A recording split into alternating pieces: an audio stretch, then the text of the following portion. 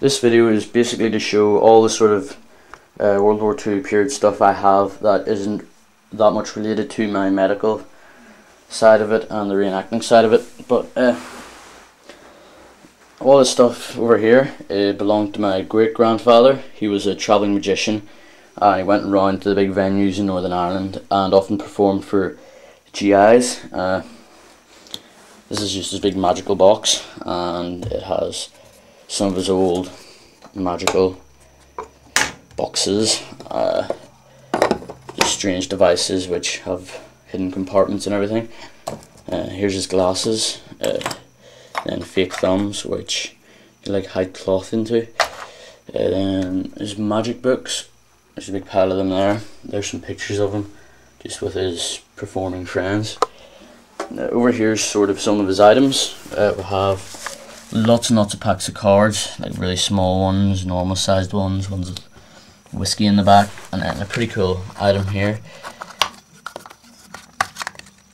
It's like a fake matchbox, and then you unfold it and it's a 4 spades. And that's just his business card there. He was David George Maharg, and these are some stamps which I found in it, just World War II stamps. This is quite interesting. It's a blueprint for one of his magic tricks, and it was some sort of magical fire extinguisher cigarette tray or something. There's lots of ropes in it.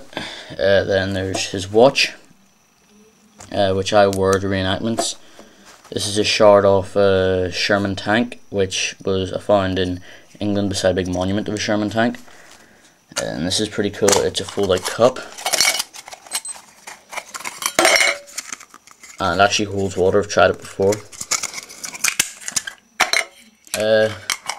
Then there's just cigarettes, cinnamon tablets, and an open packet of playing cards from 1940. This is my uncle's national registration identity card, my great uncle's even. This is 1941. And then my great grandfather the magician's driver's license. These are just some stamps which I found, a British one, and I don't know what that is. If anyone has any ideas, please leave a comment. Here's a 50 cal bullet. I thought that was cool. Then this is my great uncle's US Marine Corps pen, and he was given that by a US Marine during World War II when he was taken on land. He was in the Navy, in the Royal Navy.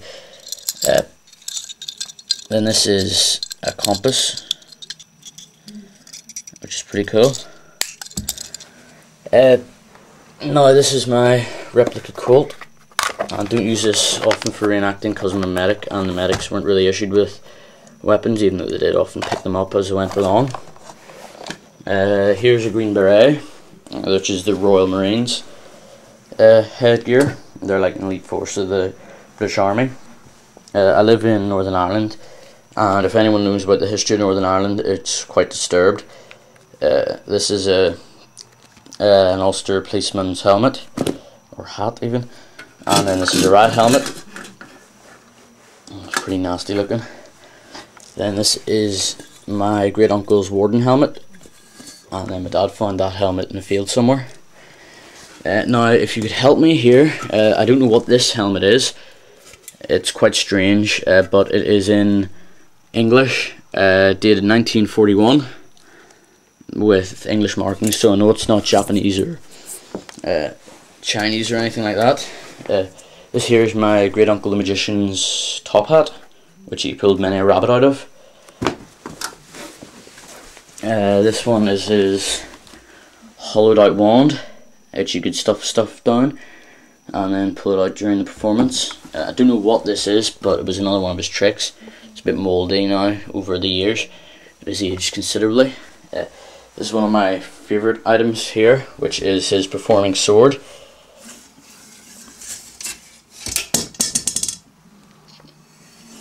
Cool. Oops. And then there's a suitcase there.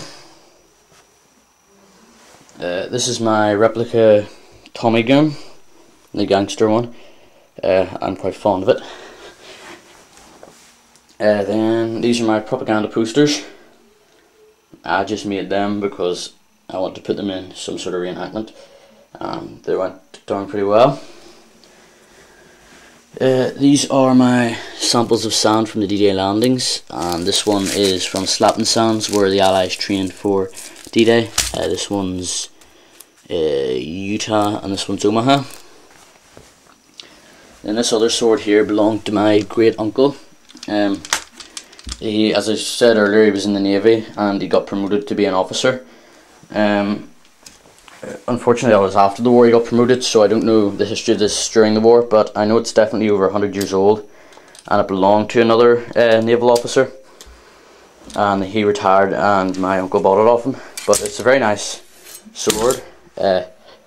It's got ivory grips, and that's bronze, and then it's got a design, it's got like a carved blade, and then just some symbols on it. I think that's about everything, and if I find any other cool stuff I will post a video.